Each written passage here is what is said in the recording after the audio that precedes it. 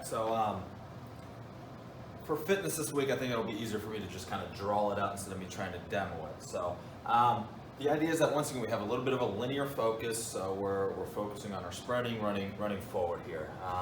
And this conditioning drill is, if you need that at the end, is really designed just to kind of use what lines we already have on the pitch. So if you have access to a full field or even half the field, what we really need is just the width. And if you don't have access to that, you can in theory mark it out with cones. But I like to do 3 different distances with this one, but really that's up to you guys as well. But set 1 would be a little bit of a longer run, and then as we go, we start to condense it down. So we got kind of a longer sprint, more of a stride out, and then we start to get a little bit shorter and a little bit more explosive with each sprint. So, for example, set 1, you might line everyone up here, literally on kind of your sidelines, touch lines there, and it's just simply, a straight sprint across.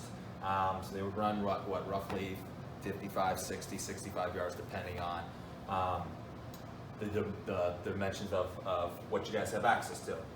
They get over here, we want roughly a 3 to 1, I think, work to rest on this. So if it takes roughly 8 to 10 seconds, give them about a 30-second rest on that. So maybe we do a set of 4, set of 5, set of 6 there.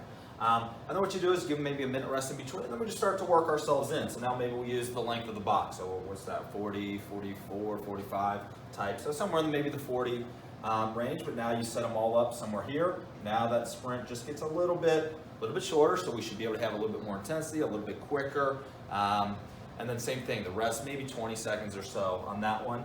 And then usually by about the 3rd set, I'll bring them into about the 6-yard box. So it's just that quick little, 10, 12-yard little burst across. So once again, as the sets go on, we get the distance a little bit shorter, but the intensity should go up with each different distance. So once again, a couple different distances, so we're not working, just like the game, we're not working the same distance every single time.